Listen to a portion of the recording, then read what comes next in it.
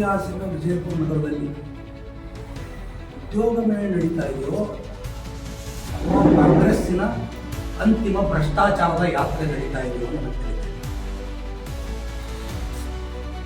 ಉದ್ಯೋಗ ಮೇಳವನ್ನ ವಿಜಯಪುರ ನಗರದಾಗ ಮಾಡಿದೆ. ಇಲ್ಲಿ ಸಿಗಬೇಕಾದಂತ ಎಲ್ಲ ಉದ್ಯೋಗಾವಕಾಶಗಳನ್ನ ಬೆಂಗಳೂರಿನವರಿಗೆ ಕೊಡಬೇಕು. ಇದೀಗ ತಾನೇ ನಮ್ಮ ಶರಣವರು ಹೇಳೋದಾಗಿದೆ. ವಿಜಯಪುರದಲ್ಲಿ ಟೆಂಟ್ ಹಾಕೋರಿಲ್ವಾ, ಸೌಂಡ್ ಸಿಸ್ಟಮ್ದವ್ರಿಲ್ವಾ, ಫ್ಲೆಕ್ಸ್ಗಳನ್ನು ಹಾಕೋರಿಲ್ವಾ, ಕಾರ್ಯಕ್ರಮ ನಿರೂಪಕರಿಲ್ವಾ? ಇವರೆಲ್ಲರನ್ನೂ ಕೂಡ ನೀವು ಇವತ್ತು ನೇರವಾಗಿ ಬೆಂಗಳೂರಿನಿಂದ ನೇಮಿಸಿದ್ದೀರಿ. ಯಾಕೆ ಅನ್ನೋದು ವಿಜಯಪುರದ ವಿದ್ಯಾರ್ಥಿಗಳಿಗೆ, ಇಲ್ಲಿನ ಯುವಕರಿಗೆ ನೀವು ಉತ್ತರ ಕೊಡಬೇಕಾಗ್ತದೆ. ಒಂದು ವೇಳೆ ಆ ಇವೆಂಟ್ ಕೊಡು ಬಂದಿನೇ ಇಲ್ಲಿ ವಿಜಯಪುರ ನಗರದವರಿಗೆ ನೀವು ಉದ್ಯೋಗ ಕೊಟ್ಟಿದ್ದೀರಂದ್ರೆ ಕನಿಷ್ಠ 300 ರಿಂದ 400 ಜನ ನೇರವಾಗಿ ಅದರಿಂದ ಲಾಭವನ್ನು ಪಡಿತಿದ್ರು, ದುಡಿಮೆಯನ್ನು ಮಾಡಬೇಕು.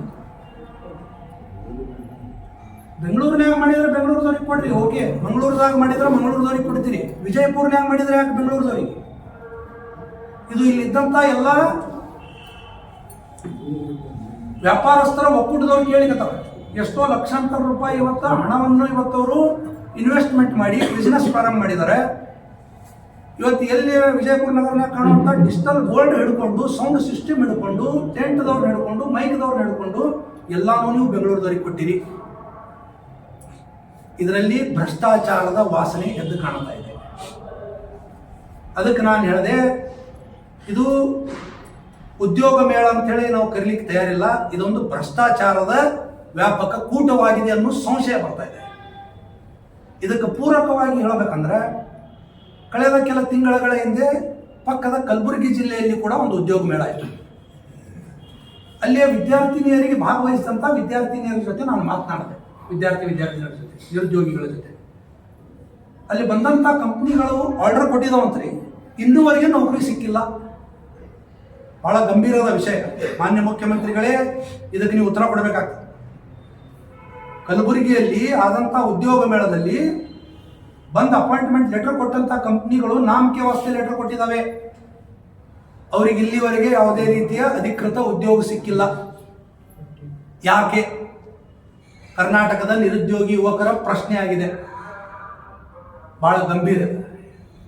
ಅದಕ್ಕೆ ಈ ಉದ್ಯೋಗ ಮೇಳವನ್ನು ಪಾರದರ್ಶಕವಾಗಿ ಎಷ್ಟು ಜನರಿಗೆ ನೀವು ಉದ್ಯೋಗ ಕೊಡ್ತೀನಿ, ನಾಳೆ ಎಷ್ಟು ಜನರಿಗೆ ಅಪಾಯಿಂಟ್ಮೆಂಟ್ ಲೆಟರ್ ಅಲ್ಲ, ಎಂದಿನಿಂದ ಅವ್ರಿಗೆ ಜಾಯಿನ್ ಆಗ್ಲಿಕ್ಕೆ ಹೇಳ್ತೀರಿ ಅನ್ನೋದು ಸ್ಪಷ್ಟೀಕರಣ ಕೊಡಬೇಕು. ಕೇವಲ ನಾವು 1 ತಿಂಗಳು ಬಿಟ್ಟು 3 ತಿಂಗಳೊಳಗೆ ಜಾಯಿನ್ ಆಗ್ರಿ, ಆ ರೀತಿ ಅಪಾಯಿಂಟ್ಮೆಂಟ್ ಲೆಟರ್ಗಳು ನಮಗೆ ಬೇಡ.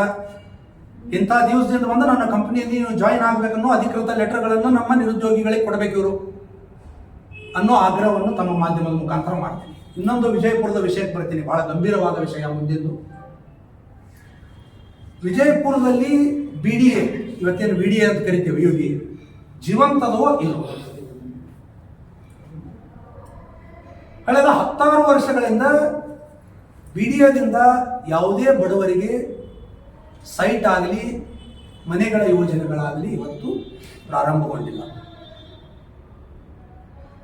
ಸಂಶಯ ಬರ್ಲಿಕ್ಕತ್ತದ, ಆ ಕಚೇರಿಯನ್ನಾದರೂ ಯಾಕೆ ಇಟ್ಟಿದ್ರಿ ನೀವು? ವ್ಯಾಪಕ ಭ್ರಷ್ಟಾಚಾರ ತಾಂಡವಾಡಿದೆ. ಎನ್ನೇ ಪ್ಲಾಟ್ ಮಾಡುವವರ ಜೋಡಿ ನೀವು ಕೂಡಿಕೊಂಡು ಬಡವರ ಕನಸಿನ ನಿವೇಶನಗಳಿಗೆ ಕೊಳ್ಳೆ ಇಡುವಂಥ ಕೆಲಸ ಮಾಡ್ತಾ ಇದ್ದಾರೆ. BDA ಇದ್ದು ಉಪಯೋಗ ಏನು? ಬಿಜಾಪುರದಿಂದ ವಿಜಯಪುರ ಆಯಿತು, ನಗರ ಪಾಲಿಕೆಯಿಂದ ಮಹಾನಗರ ಪಾಲಿಕೆ ಆಯಿತು. ಇಲ್ಲಿವರೆಗೆ ಒಂದೇ ಒಂದು ನಿವೇಶನವನ್ನು ಬಡವರಿಗೆ ಕೊಟ್ಟಿಲ್ಲ. ಕಾರಣ ಏನು? ಜನಪ್ರತಿನಿಧಿಗಳು ಉತ್ತರ ಕೊಡಬೇಕಾಗ್ತದೆ. ಪಕ್ಷಾತೀತವಾಗಿ ಹೇಳ್ತೀನಿ ನಾನು.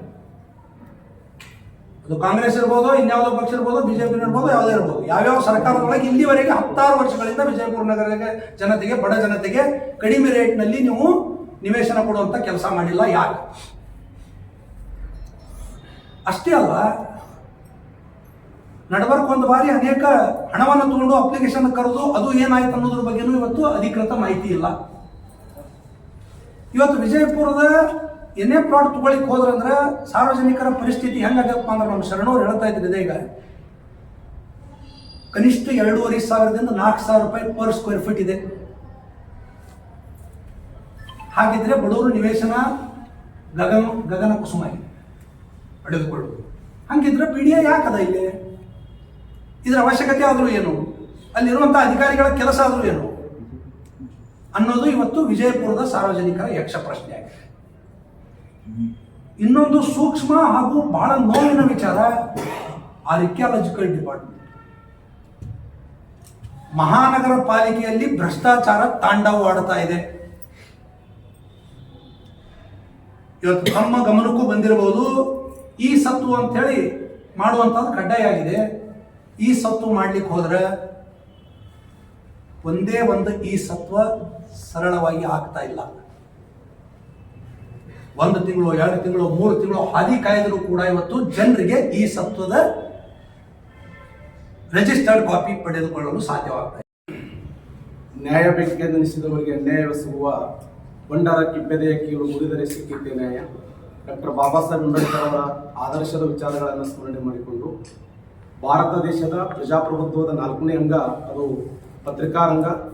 ಆ ರಂಗದ ಮುಂದೆ ನಾನು ಪ್ರಥಮ ಬಾರಿಗೆ ಮಾತನಾಡ್ತಾ ಇರೋದು ಒಂದು ವಿಶೇಷವಾಗಿರುವಂಥ ಸಂಗತಿ. ಕರ್ನಾಟಕ ರಾಜ್ಯ ಸರ್ಕಾರ ಇವತ್ತು ರಾಜ್ಯದ ಲಕ್ಷಾಂತರ ವಿದ್ಯಾರ್ಥಿಗಳಿಗೆ ಅನ್ಯಾಯ ಮಾಡ್ತಾ ಇದೆ, ಮೋಸ ಮಾಡ್ತಾ ಇದೆ.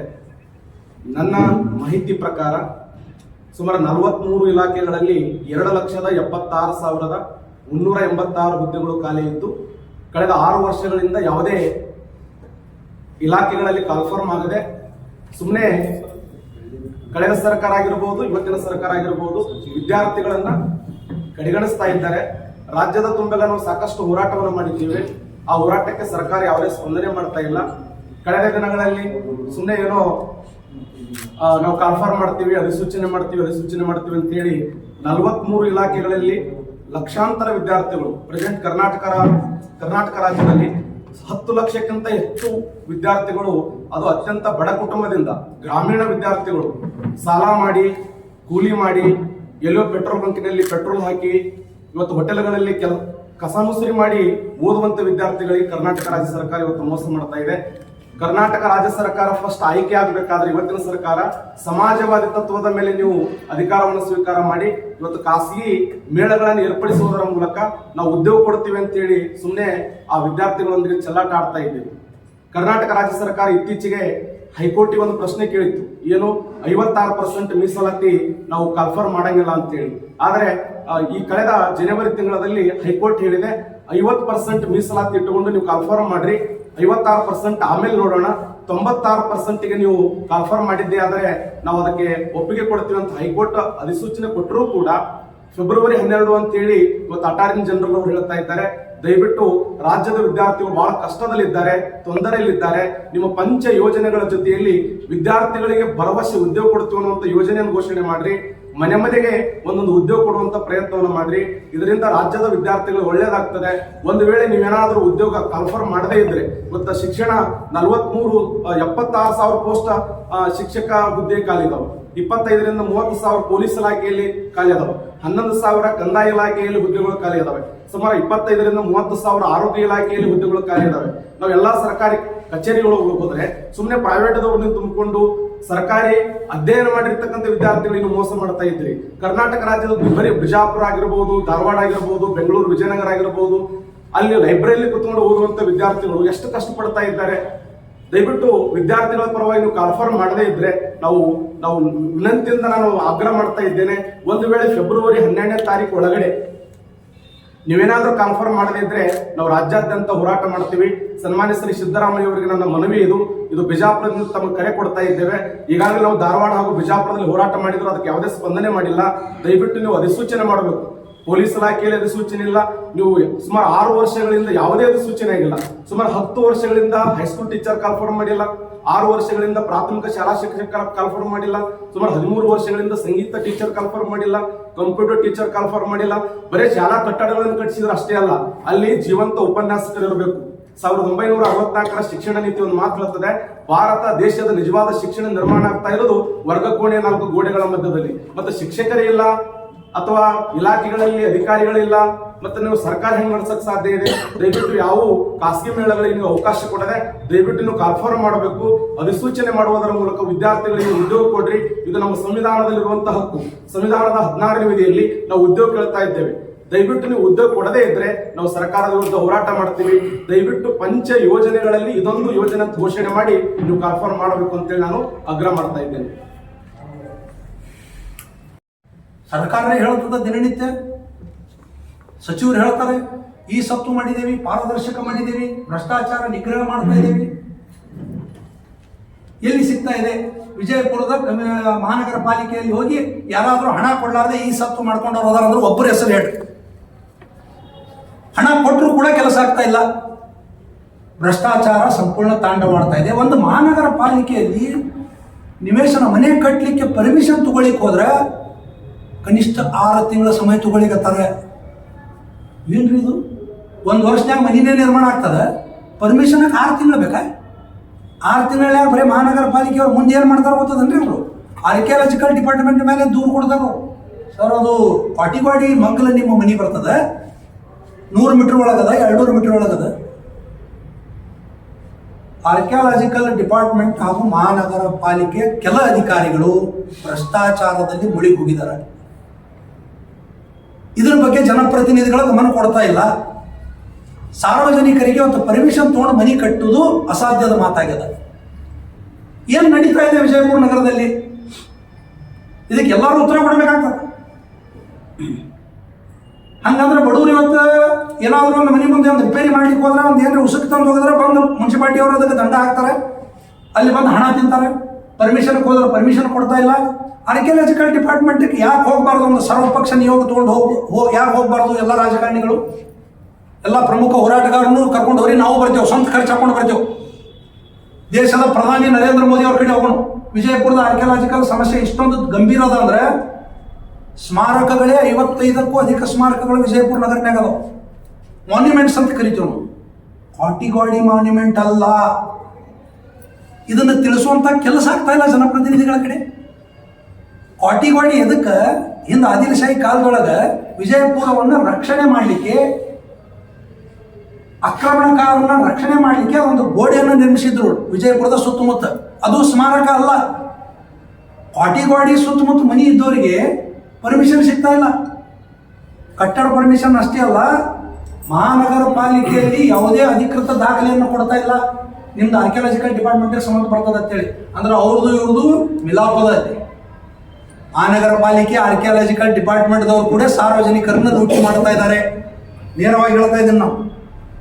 ಇದು ಕೇವಲ ಪತ್ರಿಕಾಗೋಷ್ಠಿ ಮುಖಾಂತರ ನಾವು ಎಚ್ಚರಿಕೆ ಕೊಡ್ತಾ ಇಲ್ಲ.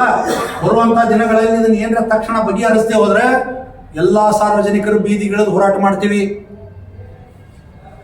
ಇನ್ನು ಮುಂದೆ ನಾವು ಯಾರು ಪರ್ಮಿಷನ್ ಹಾಲಿ ಕಾಯಂಗಿಲ್ಲ. ಅಷ್ಟೇ ಅಲ್ಲ, ಕಾಟಿಗೋಡಿ ಇರೋ ಸಂಬಂಧ ಯಾವುದೇ ಬ್ಯಾಂಕ್ ಆಗಲಿ ಸಹಕಾರಿ ಸಂಘಗಳಾಗಲಿ ಲೋನ್ ಕೊಡ್ತಾ ಇಲ್ಲ. ಇದು ಬಹಳ ನೋವಿನ ಸಂಗತಿ. ಅಧಿಕೃತ ದಾಖಲೆ ಇದೆ, ನಮ್ಮ ಹೆಸರಲ್ಲಿ ಉತ್ತಾರಿದೆ, ಫಾರ್ಮ್ 2 ಇದೆ. ಪ್ರತಿ ವರ್ಷ ಟ್ಯಾಕ್ಸ್ ತುಂಬ್ತೀವಿ. 24 ವರ್ಷ ನಳ ಕೊಟ್ಟಾರ, ನೀರು ಬರಲಿಲ್ಲ ಅಂದ್ರು. ಆದ್ರೆ ಯಾವುದೇ ಬ್ಯಾಂಕ್ ಸಾಲ ಕೊಡ್ತಾ ಇಲ್ಲ. ಬಿಕಾಸ್ ಆಫ್ ಕಾಟಿಗೋಡಿ ಸ್ಮಾರಕ ಅಲ್ಲ. ಗೋಳಗುಂಟು ಇಬ್ರಾಹಿಂ ರೋಜಾ ಇತರ ಮಾತು ಬೇರೆ. 100 ಮೀಟರ್ 200 ಮೀಟರ್ ಮಾಡ್ರಪ್ಪ. ಕಾಟಿಗೋಡಿ ಇದರ ಬಗ್ಗೆ ಯಾಕೆ ಇವತ್ತು ನಮ್ಮ ಜಿಲ್ಲಾ ಉಸ್ತುವಾರಿ ಸಚಿವರು ಇರ್ಬೋದು, ಜನಪ್ರತಿನಿಧಿಗಳಿರ್ಬೋದು, ಪಕ್ಷಾತೀತವಾಗಿ ನೇರವಾಗಿ ಕೇಂದ್ರಕ್ಕೆ ಹೋಗಿ ಆರ್ಕಿಯಾಲಜಿಕಲ್ ಮುಖ್ಯಸ್ಥರನ್ನು ಭೇಟಿಯಾಗಿ ಕೇಂದ್ರದ ಮಂತ್ರಿಗಳನ್ನ ಭೇಟಿಯಾಗುವಂಥ ಕೆಲಸ ಯಾಕೆ ಮಾಡುವಲ್ರಿ? ವಿಜಯಪುರ ಜನತೆ ಇವತ್ತು ಬಹಳ ಸಾಕಷ್ಟು ಸಮಸ್ಯೆಗೊಳಗಾಗಿದ್ದಾರೆ. ಅದಕ್ಕೆ ನಾನು ಆಗ್ರಹ ಮಾಡ್ತೀನಿ, ಒಂದು ನಿಯೋಗ ಮಾಡಿ ಈ ಕಾಟಿಗೋಡಿ ಸಮಸ್ಯೆಯನ್ನು ಬಗೆಹರಿಸಬೇಕು. ಇಲ್ಲಿಕಪ್ಪ ಅಂದ್ರೆ ಏನಾಗ್ತದೆ, ಜನರು ಬಹಳ ಗಂಭೀರ ಪರಿಣಾಮವನ್ನು ಎದುರಿಸ್ತಾ ಇದ್ದಾರೆ. ಇನ್ನೊಂದು ಬಂದಿದ್ದು ಉದ್ಯೋಗ ಮೇಳ ಮಾಡ್ತಾ ಇದ್ದಾರೆ.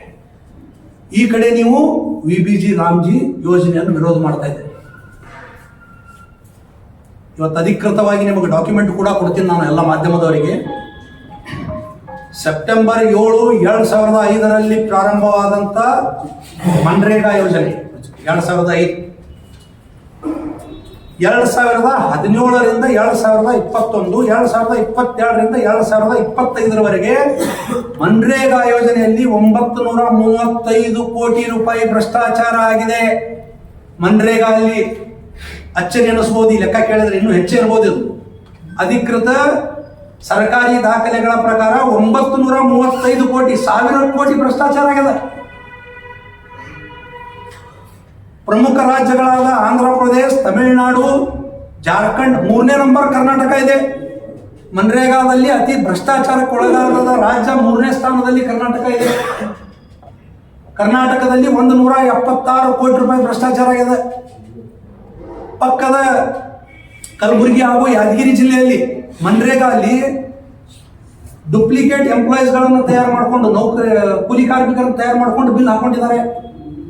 ಕೈಲಿ ಹಡ್ಡಿ, ಇವತ್ತು ಭೂಮಿ ಹಡ್ಡಿ ನಾವು ರೊಕ್ಕ ತಗೊಂಡೇವೆ ಅಂತೇಳಿ ಬಿಲ್ ಪಾಸ್ ಮಾಡ್ಕೊಂಡಿದ್ದಾರೆ. ಅಲ್ಲೇ ಬುಲ್ಡೋಜರ್, JCB ಇವತ್ತು ಕೆಲಸ ಮಾಡಿ ಹಣ ಎತ್ತುವಂತ ಕೆಲಸ ಆಗಿದೆ ಯಾದಗಿರಿ ಒಳಗೆ. 2024-25ರಲ್ಲಿ ಹುಡುಗರು ಆಧಾರ್ ಕಾರ್ಡ್ದಲ್ಲಿ ತಮ್ಮ ಆಧಾರ್ ಕಾರ್ಡನ್ನು ಫೇಕ್ ಮಾಡಿ ಹುಡುಗರು ಹೆಣ್ಣು ಮಕ್ಕಳ ವೇಷ ಧರಿಸಿ ಬಿಲ್ಲನ್ನು ಎತ್ತಿದ್ದಾರೆ. ಪಕ್ಕದ ಯಾದಗಿರಿ ಜಿಲ್ಲೆಯಲ್ಲಿ 48 ಕೋಟಿ ಅದ ಅಮೌಂಟ್. ಅಧಿಕೃತ ದಾಖಲೆಗಳನ್ನು ಕೊಡ್ತೀನಿ, ಕೇವಲ ಆರೋಪ ಮಾಡ್ತಾ ಇಲ್ಲ. ಇವತ್ತು ಯಾಕೆ ಕಾಂಗ್ರೆಸ್ಸಿಗರು ಇವತ್ತು VBG ರಾಮ್ಜಿ ಯೋಜನೆಯನ್ನು ವಿರೋಧ ಮಾಡ್ತಾ ಇದ್ದಾರೆ? ಯಾಕೆ ಮಾಡ್ತಾ ಇದ್ದಾರೆ ಅಂದ್ರೆ ಭ್ರಷ್ಟಾಚಾರ ನಿಂತು ಬಿಡ್ತದೆ. ಈ ಹೊಸ ಯೋಜನೆಯನ್ನು ನಾನು ಯಾಕೆ ಸ್ವಾಗತ ಮಾಡ್ತೀನಿ? ಇಷ್ಟು ನಿಮಗೆ ನೌಕರಿ ಕೊಟ್ಟಿವಿ, ನಿಮಗೆ ಬಟ್ ಅವ್ರ ಸಂಭಾವನೆ ಏಟಿರ್ತದ ಅಂದ್ರೆ 10, 15, 20 ಸಾವಿರ ಇರ್ತದೆ. ಬೆಂಗಳೂರಿನಂತಲ್ಲಿ, ಚೆನ್ನೈನಂತಲ್ಲಿ, ತುಮಕೂರು, ಬೆಂಗಳೂರು ಅಲ್ಲಿ ನಮ್ಮ ಯುವಕರು ಹೋಗಿ ಆ 15-20 ಸಾವಿರ ಒಳಗೆ ಅವ್ರು ಏನ್ ದುಡಿಬೇಕು, ಇಲ್ಲಿ ತನ್ನ ತಂದೆ ತಾಯಿಗಳಿಗೆ ಅವ್ರು ಏನು ಉಪಯೋಗ ನಡೆಸಬೇಕು ಎಂಬುದು ಬಹಳ ಯಕ್ಷ ಪ್ರಶ್ನೆ ಆಗ್ಯದ. ಆ ನಿಟ್ಟಿನಲ್ಲಿ ನಿಗಮದ ಅಧ್ಯಕ್ಷರು ಇದನ್ನ ನಾಳೆ ಎಷ್ಟು ಸಾವಿರ ಉದ್ಯೋಗ ಆಕಾಂಕ್ಷಿಗಳಿಗೆ ಉದ್ಯೋಗನ ಖಾಯಂ ಉದ್ಯೋಗನ ನೀಡ್ತೀನಿ ಎಂಬುದು ನಾಳೆ ಅವರು ದಯವಿಟ್ಟು ತಾವು ಬಹಿರಂಗ ಪಡಿಸ್ಬೇಕಂತ ಹೇಳಿ ಈ ಮೂಲಕ ನಾನು ಆಗ್ರಹ ಮಾಡ್ತೀನಿ. ಇನ್ ಮುಂದಾದ್ರೂ ಸಾಕಷ್ಟು ಇವೆಂಟ್ಗಳು ಇಲ್ಲಿ ಮಾಡ್ತಿರ್ತೀವಿ ನಾವು ಕರ್ನಾಟಕ ಸರ್ಕಾರದಿಂದ. ಸ್ಥಳೀಯರಿಗೆ ಅವಕಾಶ ಕೊಡಲ್ಲ. ಬ್ಯಾನರ್ ಹಾಕೋದಾಗಿರ್ಬೋದು, ಈ ಪೆಂಡಾಲ್ದವ್ರಾಗಿರ್ಬೋದು, ಸೌಂಡ್ದವ್ರಾಗಿರ್ಬೋದು, ಬೆಂಗಳೂರದೇ ಇವೆಂಟ್ ಅದವ್ರು ಕೊಟ್ಟು ಅವ್ರು ಏನ್ ಮಾಡ್ತಾರೆ, ಮತ್ತೆ ಇಲ್ಲೇ ನಮ್ಮವ್ರಿಗೆ ಕೆಲಸ ಹೆಚ್ಚಿ ಅವ್ರು ಪಗಾರ ಕೊಟ್ಟು ಹೋಗ್ತಾರೆ. ಅದು ಆಗ್ಬಾರ್ದು. ಸ್ಥಳೀಯರಿಗೆ ಅವಕಾಶ ಸಿಗ್ಬೇಕಂತ ಹೇಳಿ ನಾನು ನೇರವಾಗಿ ಕರ್ನಾಟಕ ಕೌಶಲ್ಯ ಅಭಿವೃದ್ಧಿ ನಿಗಮ ಮೇಲೆ ನಾನು ಆರೋಪವನ್ನು ಮಾಡ್ತೀನಿ. ಬಟ್ ಇದರಲ್ಲಿ ಭ್ರಷ್ಟಾಚಾರ ಕಂಡು ಬರ್ತದೆ ಅಂತ ಹೇಳಿ ನಾನು ಆರೋಪವನ್ನು ಮಾಡ್ತೀನಿ. ದೇಶದ ಪ್ರಧಾನಿ ತಂದಂತ VBG ರಾಮ್ಜಿ ಯೋಜನೆಯನ್ನ, ವಿಕಸಿತ ಭಾರತದ ಯೋಜನೆಯನ್ನ ಪಾರದರ್ಶಕವಾಗಿದೆ. ಅದರಲ್ಲಿ ಸಂಪೂರ್ಣ ಡಿಜಿಟಲೈಸೇಷನ್ ಆಗಿದೆ. ಬಯೋಮೆಟ್ರಿಕ್ ರೂಲ್ ಅನ್ನು ತಂದಿದ್ದಾರೆ. 3 ಬಾರಿ ಬಯೋಮೆಟ್ರಿಕ್. ಆಮೇಲೆ ಏನೇನು ಕಾಮಗಾರಿಗಳು ಆಗ್ತಾವ ಅದರದ್ದು ಸಂಪೂರ್ಣ ಇವತ್ತು ಅಪ್ಲೋಡ್ ಮಾಡಬೇಕು. ಇವತ್ತೆಷ್ಟು ಕಾಮಗಾರಿ ಆಗಿದೆ, ನಿನ್ನೆಷ್ಟಾಗಿತ್ತು, ನಾಳೆ ಎಷ್ಟಾಗಿದೆ. ಬಯೋಮೆಟ್ರಿಕ್, ಡಿಜಿಟಲೈಸೇಷನ್, ಸಂಪೂರ್ಣ ಅಟೆಂಡೆನ್ಸ್ ಎಲ್ಲ ಡಿಜಿಟಲೈಸೇಷನ್ ಆಗಿದೆ. ಆಮೇಲೆ ನೇರವಾಗಿ ಅವರ ಕಾರ್ಮಿಕರ ಖಾತೆಗೆ ಹಣ ಹೋಗುವಂತ ವ್ಯವಸ್ಥೆ ಆಗಿದೆ. ಅದಕ್ಕೆ ಈ ಕಾಂಗ್ರೆಸ್ಸಿಗರು ಈ ಹೊಸ ಯೋಜನೆಯನ್ನು ವಿರೋಧ ಮಾಡ್ತಾ ಇದ್ದಾರೆ. ಮುಂಚೆ ಏನಿತ್ತು, 10% ರಾಜ್ಯ ಸರ್ಕಾರ ಕೊಡ್ತಿತ್ತು, 90% ಕೇಂದ್ರ ಸರ್ಕಾರ ಕೊಡ್ತಿತ್ತು. ಇವತ್ತಿನ ಹೊಸ VBG ರಾಮ್ಜಿ ಯೋಜನೆಯಲ್ಲಿ 40-60 ಮಾಡಿದ್ದಾರೆ. 60% ಕೇಂದ್ರ ಸರ್ಕಾರ ಕೊಡಬೇಕು, 40% ರಾಜ್ಯ ಸರ್ಕಾರ ಕೊಡಬೇಕು. ಇದರ ಅರ್ಥ ವ್ಯವಸ್ಥೆ ಪಾರದರ್ಶಕವಾಗಿರಲಿ ಅನ್ನೋ ಉದ್ದೇಶದಿಂದ, ರಾಜ್ಯ ಸರ್ಕಾರಕ್ಕೂ ತನ್ನ ಜವಾಬ್ದಾರಿ ಅರಿವಾಗಲಿ ಅನ್ನೋ ಉದ್ದೇಶದಿಂದ ಈ ರೀತಿ ಮಾಡಿದ್ದಾರೆ. ಮುಂಚೆ ಇದ್ದಂತ 100 ದಿನ ಏನು ಇದು ಇತ್ತು, 125 ದಿನ ಇವತ್ತು ನಿಮಗೆ ಉದ್ಯೋಗ ಗ್ಯಾರಂಟಿಯನ್ನು ಕೊಟ್ಟಿದ್ದಾರೆ. ಆಮೇಲೆ ಬಹಳ ಇನ್ನೊಂದು ವಿಶೇಷ ಯೋಜನೆಯಲ್ಲಿ ವಿಶೇಷ ಒಂದು ಪ್ರಾವಧಾನವನ್ನು ಮಾಡಿದ್ದಾರೆ. ಯಾವಾಗ ರೈತರು ತಮ್ಮ ಕೃಷಿಯೇತರ ಚಟುವಟಿಕೆಗಳನ್ನು ಮಾಡ್ತಿರ್ತಾರಲ್ಲ, ಆ ಸಂದರ್ಭದೊಳಗ 60 ದಿನ ಕೃಷಿಯೇತರ ಚಟುವಟಿಕೆ ಮಾಡಲಿಕ್ಕೆ ಅವರಿಗೆ ಅವಕಾಶ ಮಾಡಿಕೊಟ್ಟಿದ್ದಾರೆ. ಆ ಸಂದರ್ಭದಲ್ಲಿ ಯಾವುದೇ VBG ರಾಮ್ಜಿ ಯೋಜನೆ ಕಾಮಗಾರಿಗಳು ಇರಂಗಿಲ್ಲ. ಅಂತೂ ಅದ್ಭುತವಾದ ಯೋಜನೆ. 935 ಕೋಟಿ ರೂಪಾಯಿ ಆಯಿತು. ಕರ್ನಾಟಕನಾಗ 176 ಕೋಟಿ ಆಯಿತು. ಇದು ಕೇವಲ 2017ರಿಂದ 2025 ಮಾತ್ರ ಹೇಳ್ತಾ ಇದ್ದೀನಿ. ಹಿಂದೆ ಎಷ್ಟಾಗಿದೆ ಗೊತ್ತಿಲ್ಲ. ಸಾವಿರಾರು ಕೋಟಿ ಭ್ರಷ್ಟಾಚಾರ ಇವತ್ತು ಹಳೆಯ ಮನ್ರೇಗಾ ಯೋಜನೆಯಲ್ಲಿ ಆಗಿದೆ. ಇದಕ್ಕೆ ಕಾಂಗ್ರೆಸ್ಸಿಗರಿಗೆ ಇವತ್ತು ನಿಮ್ಮ ಮಾಧ್ಯಮದ ಮುಖಾಂತರ ನಾನು ನೇರ ಸವಾಲು ಹಾಕ್ತೀನಿ. ಯಾರು ಹೊಸ VBG ರಾಮ್ಜಿ ಯೋಜನೆಯನ್ನು ವಿರೋಧ ಮಾಡ್ತಾ ಇದ್ದಿಲ್ಲ, ನಿಮಗೆ ಬಹಿರಂಗ ಸವಾಲು ಹಾಕ್ತೇವೆ ನಾವೆಲ್ಲರೂ. ನೇರ ಇವತ್ತು ಅದರ ಬಗ್ಗೆ ಚರ್ಚೆಗೆ ಸಿದ್ಧರಾಗ್ರಿ. ಮನ್ರೇಗಾ ಯೋಜನೆ ಒಳಗೆ ಮಹಾತ್ಮ ಗಾಂಧಿ ಅವರ ಹೆಸರನ್ನು ಹೇಳ್ಕೊಂಡು ಎಷ್ಟು ಲೂಟಿ ಮಾಡಿದಿರಿ ಅನ್ನೋದು ನಾವು ಫಿಗರ್ ಕೊಡ್ತೀನಿ. ಅದನ್ನ ಯಾಕೆ ವಿರೋಧ ಮಾಡ್ಲಿಕ್ಕೆ ಅನ್ನೋದು ಇವತ್ತು ನಾವು ನೇರವಾಗಿ ಹೇಳಕತ್ತೇವೆ. ಈ ಸವಾಲನ್ನು ಸ್ವೀಕರಿಸ್ತೀರಾ ಕಾಂಗ್ರೆಸ್ ಮುಖಂಡ್ರೆ ಅನ್ನೋ ಪ್ರಶ್ನೆಯನ್ನು ನಿಮ್ಮ ಮಾಧ್ಯಮದ ಮುಖಾಂತರ ನಾನು ಹಾಕ್ಲಿಕ್ಕೆ ಇಚ್ಛೆ ಪಡ್ತೀನಿ. ಯಾಕೆ ಪಾರದರ್ಶಕ ಆಡಳಿತ ನಿಮಗೆ ಬೇಕಾಗಿಲ್ವಾ? ಉದ್ಯೋಗ ಖಾತ್ರಿ ನಿಮಗೆ ಬೇಕಾಗಿಲ್ವಾ? ನಿಜವಾದ ಫಲಾನುಭವಿಗಳಿಗೆ ಉದ್ಯೋಗ ಕೊಡುವಂತ ಯೋಜನೆನೇ VBG ರಾಮ್ಜಿ ಯೋಜನೆ. ಇದರ ಬಗ್ಗೆ ಅರ್ಥ ಮಾಡ್ಕೋಬೇಕಾಗಿದೆ. ಪ್ರತಿಯೊಬ್ಬ ಕಾರ್ಮಿಕರ ತಿಳ್ಕೋಬೇಕಾಗಿದೆ. ಯಾಕೆ ಇವತ್ತು 125 ದಿನದ ಒಂದು ಗ್ಯಾರಂಟಿ ಯೋಜನೆಯನ್ನು ತಂದ್ರು, ಯಾಕೆ 60 ದಿನ ಇವತ್ತು ಕೃಷಿಯೇತರ ಇದರಲ್ಲಿ ಇದಕ್ಕೆ ಕೊಟ್ಟರು ಅನ್ನೋದ್ರ ಬಗ್ಗೆ ಇವತ್ತು ಚರ್ಚೆ ಮಾಡ್ಲಿಕ್ಕೆ ನಾವು ಬಹಿರಂಗ ಸವಾಲ ಕಾಂಗ್ರೆಸ್ಸಿಗರಿಗೆ ಹಾಕ್ತಾ ಇದ್ದೇವೆ. ಅಷ್ಟೇ ಅಲ್ಲ, ಸಾಕಷ್ಟು ಸೂಕ್ಷ್ಮ ವಿಚಾರಗಳು. ವಿಜಯಪುರದಲ್ಲಿ ಸ್ಲೀಪರ್ ಸೆಲ್ಗಳು ಕಾರ್ಯ ಮಾಡ್ತಾ ಇದ್ದಾವೆ. ನೆರೆ ಆಂಧ್ರ ಹಾಗೂ ಮಹಾರಾಷ್ಟ್ರದ ಒಂದು ಗಡಿ ಜಿಲ್ಲೆ ವಿಜಯಪುರ. ಇದಕ್ಕೆ ದೊಡ್ಡ ಜೀವಂತ ಉದಾಹರಣೆನೇ ತಾವೇ ಮಾಧ್ಯಮದವರು ತೋರಿಸಿದ ಹಾಗೆ ಕೊಯಂಬತ್ತೂರ್ ಬ್ಲಾಸ್ಟಿನ ಆರೋಪಿ ಟೇಲರ್ ರಾಜ ಕಳೆದ 15-20 ವರ್ಷದಿಂದ ವಿಜಯಪುರ ನಗರನ್ಯಾಗ ವಾಸ ಆಗಿದ್ದ. ಅವನ್ನ ತಮಿಳುನಾಡು ಪೊಲೀಸರು ಬಂದು ಹಿಡ್ಕೊಂಡು ಹೋದ್ರು. ನಾನು ಕೇಳ್ತೀನಿ, ರಾಜ್ಯ ಸರ್ಕಾರಕ್ಕೆ ಇಲ್ಲಿಯ ಗುಪ್ತಚರ ಇಲಾಖೆ ಏನ್ ಮಾಡ್ತಾ ಇತ್ತು? ಅವನಿಗೆ ಸಹಾಯ ಮಾಡಿದಂತ ಪ್ರಮುಖರು ಯಾರು ಅನ್ನೋದು ಇನ್ನೂ ಹೊರಗೆ ಬಂದಿಲ್ಲ. ಅವನಿಗೆ ಇಲ್ಲಿ ಬ್ಯಾಂಕ್ ಅಕೌಂಟ್ ತೆಗಿಲಿಕ್ಕೆ ಸಹಾಯ ಮಾಡಿದವರು ಯಾರು? ಇಂಟ್ರೊಡ್ಯೂಕ್ಷನ್ ಬೇಕಾಗ್ತದೆ. ಬ್ಯಾಂಕ್ ಅಕೌಂಟ್ ಮಾಡ್ಬೇಕಂದ್ರೆ ಪತ್ರಕರ್ತರು ಇರ್ಬೋದು, ಸಾಮಾನ್ಯ ಜನರು ಇರ್ಬೋದು. ಒಂದು ಬ್ಯಾಂಕಿಗೆ ಹೋದ್ರೆ ಒಬ್ಬ ಪರಿಚಯಸ್ಥರ ಸಹಿ ಬೇಕಾಗ್ತದೆ. ಅವನಿಗೆ ಯಾರು ಪರಿಚಯಸ್ಥರು ಹಾಕಿದ್ರು ಸಹ್ಯ? ಅವನಿಗೆ ಮನಿ ಯಾರು ಬಾಡಿಗೆ ಕೊಟ್ಟರು? ಅವನ ಅಕೌಂಟ್ ಹೆಂಗೆ ಓಪನ್ ಆಯಿತು? ಈ ಎಲ್ಲದರ ಬಗ್ಗೆ ನಮ್ಮ ಪೊಲೀಸ್ ಇಲಾಖೆ ಬಹಳ ಸೂಕ್ಷ್ಮವಾಗಿ ವಿಶೇಷ ತಂಡವನ್ನು ರಚಿಸಿ ಇವತ್ತು ಕಾರ್ಯ ಮಾಡಬೇಕಾಗಿತ್ತು. ಅದರ ದುರದೃಷ್ಟವಶಾತ್ ಇನ್ನೂ ತನ ಮಾಡಿಲ್ಲ. ಅದಕ್ಕೆ ನಾನು ಆಗ್ರಹ ಮಾಡ್ತೀನಿ, ವಿಜಯಪುರದಲ್ಲಿ ಅಕ್ರಮ ವಲಸಿಗರಿದ್ದಾರೆ. ಸುಮ್ಮನೆ ಹೇಳ್ತಾ ಇಲ್ಲ ನಾನು. 2012-13ರಲ್ಲಿ 33 ಜನರನ್ನ ಇಲ್ಲಿಂದ ರೆಸ್ಟಿಗೇಟ್ ಮಾಡಿದ್ದಾರೆ. ಅಕ್ರಮ ಬಾಂಗ್ಲಾ ವಲಸಿಗರನ್ನ ಇಂಡಸ್ಟ್ರಿಯಲ್ ಏರಿಯಾದಲ್ಲಿ ಕೆಲಸ ಮಾಡ್ತಾ ಇದ್ರು. ಎಳ್ನೀರು ಮಾರುವವರ ರೂಪದಲ್ಲಿದ್ದಾರೆ, ಕಾರ್ಪೆಂಟ್ರಿ ವರ್ಕ್ ಮಾಡುವವರ ರೂಪದಲ್ಲಿದ್ದಾರೆ.